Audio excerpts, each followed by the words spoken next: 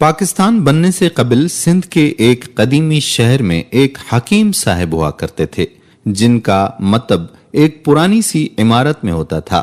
حکیم صاحب روزانہ صبح مطب جانے سے قبل بیوی کو کہتے کہ جو کچھ آج کے دن کے لیے تم کو درکار ہے ایک چٹ پر لکھ کر دے دو۔ بیوی لکھ کر دے دیتی۔ آپ دکان پر آ کر سب سے پہلے وہ چٹ کھولتے، بیوی نے جو چیزیں لکھی ہوتی ان کے سامنے ان چیزوں کی قیمت درج کرتے، پھر ان کا ٹوٹل کرتے، پھر اللہ سے دعا کرتے کہ یا اللہ، میں صرف تیرے ہی حکم کی تعمیل میں تیری عبادت چھوڑ کر یہاں دنیا داری کے چکروں میں آ بیٹھا ہوں۔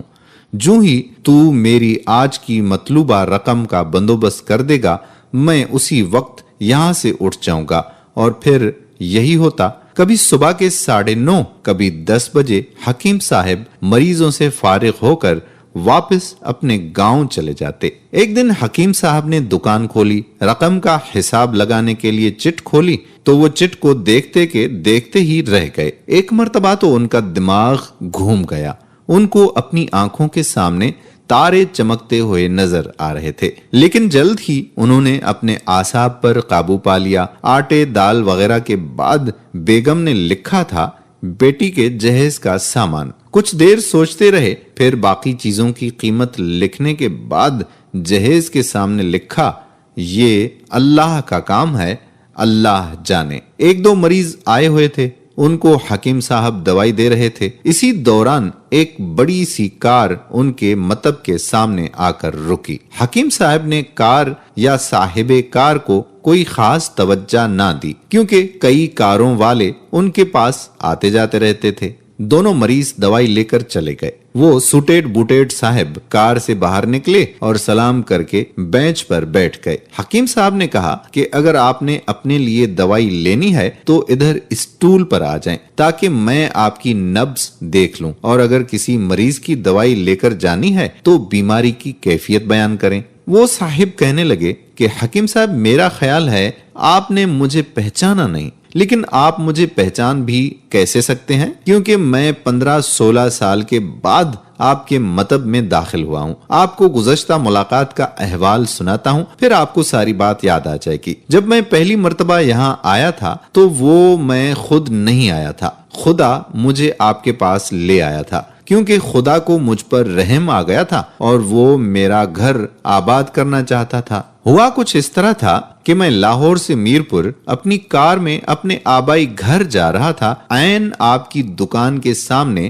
ہماری کار پنکچر ہو گئی۔ ڈرائیور کار کا پہیا اتار کر پنکچر لگوانے چلا گیا۔ آپ نے دیکھا کہ میں گرمی میں کار کے پاس کھڑا ہوں۔ آپ میرے پاس آئے اور آپ نے مطب کی طرف اشارہ کیا اور کہا کہ ادھر آ کر کرسی پر بیٹھ جائیں۔ اندھا کیا چاہے 2 آنکھیں۔ میں نے آپ کا شکریہ ادا کیا اور کرسی پر بیٹھ گیا۔ ڈرائیور نے کچھ زیادہ ہی دیر لگا دی تھی۔ ایک چھوٹی سی بچی بھی یہاں آپ کی میز کے پاس کھڑی تھی اور بار بار کہہ رہی تھی چلے نا، مجھے بھوک لگی ہے۔ آپ اسے کہہ رہے تھے کہ بیٹی تھوڑا صبر کرو، ابھی چلتے ہیں۔ میں نے یہ سوچ کر کہ اتنی دیر سے آپ کے پاس بیٹھا ہوں، مجھے کوئی دوائی آپ سے خریدنی چاہیے تاکہ آپ میرے بیٹھنے کو زیادہ محسوس نہ کریں۔ میں نے کہا حکیم صاحب، میں 5-6 سال سے انگلینڈ میں ہوتا ہوں۔ انگلینڈ جانے سے قبل میری شادی ہو گئی تھی، لیکن ابھی تک اولاد کی نعمت سے محروم ہوں۔ یہاں بھی بہت علاج کیا اور وہاں انگلینڈ میں بھی، لیکن ابھی قسمت میں مایوسی کے سوا اور کچھ نہیں دیکھا۔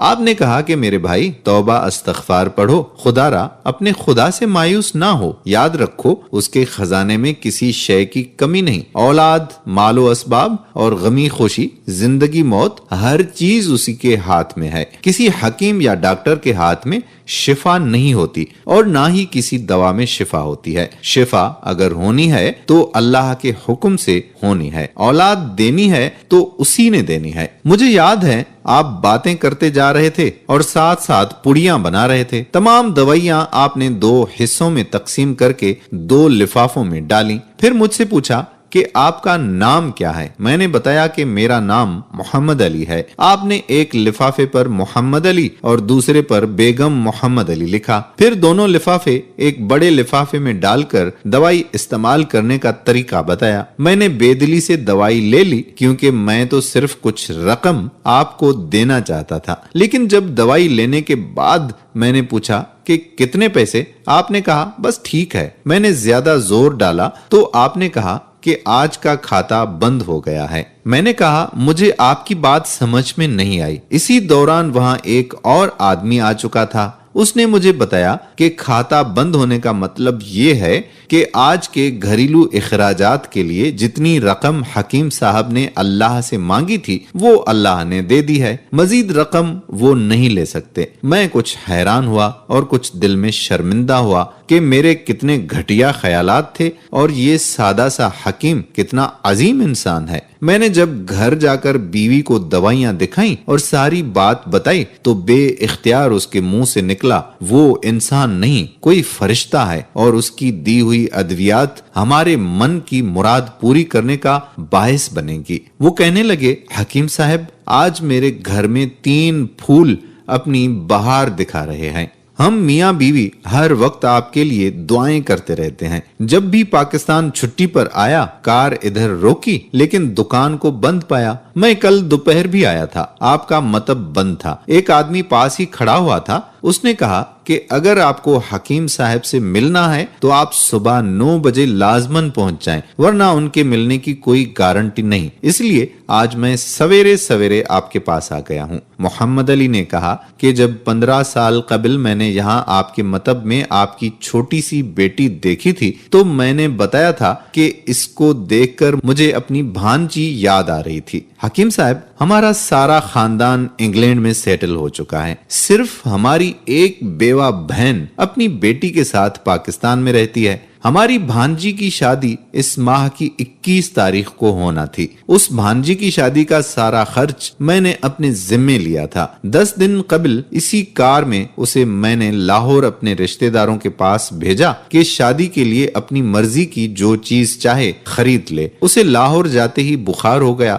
لیکن اس نے کسی کو نہ بتایا۔ بخار کی گولیاں وغیرہ کھاتی اور بازاروں میں پھرتی رہی۔ بازار میں پھرتے پھرتے اچانک بے ہوش ہو کر گر پڑی۔ وہاں سے اسے ہسپتال لے گئے۔ وہاں جا کر معلوم ہوا کہ اس کو 104 ڈگری بخار ہے اور یہ گردن توڑ بخار ہے۔ وہ بے ہوشی کے عالم میں ہی اس جہان فانی سے کوچ کر گئی۔ اس کے فوت ہوتے ہی نہ جانے کیوں مجھے اور میری بیوی کو آپ کی بیٹی کا خیال آیا۔ ہم میاں بیوی نے اور ہماری تمام فیملی نے فیصلہ کیا ہے کہ ہم اپنی بھانجی کا تمام جہیز کا سامان آپ کے ہاں پہنچا دیں گے۔ شادی جلد ہو تو اس کا بندوبست خود کریں گے اور اگر ابھی کچھ دیر ہے تو تمام اخراجات کے لیے رقم آپ کو نقد پہنچا دیں گے۔ آپ نے نہ نہیں کرنی ہے، بس آپ اپنا گھر دکھا دیں تاکہ سامان کا ٹرک وہاں پہنچایا جا سکے۔ حکیم صاحب حیران و پریشان یوں گویا ہوئے، محمد علی صاحب آپ جو کچھ کہہ رہے ہیں مجھے سمجھ نہیں آ رہا، میرا اتنا دماغ نہیں ہے۔ میں نے تو آج صبح جب بیوی کے ہاتھ کی لکھی ہوئی چٹ یہاں آ کر کھول کر دیکھی تو مرچ مسالے کے بعد جب میں نے یہ الفاظ پڑھے کہ بیٹی کے جہیز کا سامان، تو آپ کو معلوم ہے میں نے کیا لکھا؟ آپ خود یہ چٹ ذرا دیکھیں۔ محمد علی صاحب یہ دیکھ کر حیران رہ گئے کہ بیٹی کے جہیز کے سامنے لکھا ہوا تھا یہ کام اللہ کا ہے، اللہ جانے۔ محمد علی صاحب یقین کریں آج تک کبھی ایسا نہیں ہوا تھا کہ بیوی نے چٹ پر چیز لکھی ہو اور مولا نے اس کا اسی دن بندوبست نہ کر دیا ہو۔ واہ مولا واہ، تو عظیم ہے، تو کریم ہے۔ آپ کی بھانجی کی وفات کا صدمہ ہے لیکن اس کی قدرت پر حیران ہوں کہ وہ کس طرح اپنے معجزے دکھاتا ہے۔ حکیم صاحب نے کہا جب سے ہوش سنبھالا ایک ہی سبق پڑھا ہے کہ صبح ورد کرنا ہے رازق تو ہی رازق اور شام کو شکر شکر مولا تیرا شکر۔ تو دوستو جب بھی صبح گھر سے نکلیں تو یا رازق تو ہی رازق ہے یہ پڑھا کریں اور جب شام کو گھر لوٹیں تو شکر الحمدللہ کہا کریں۔ دوستو امید کرتے ہیں کہ یہ تاریخی قصہ آپ کو پسند آیا ہوگا۔ اگر آپ نے ابھی تک ہمارے یوٹیوب چینل راہ حیات آفیشل کو سبسکرائب نہیں کیا تو چینل کو سبسکرائب کر کے بیل آئیکن کو پریس کر لیں تاکہ یہاں پر جتنی بھی ویڈیوز اپلوڈ ہوا کرتی ہیں آپ کو بر وقت ملتی رہیں۔ آنے والی ویڈیو تک اپنے میزبان قادر بخش کلہوڑو کو اجازت دیجیے۔ اللہ حافظ۔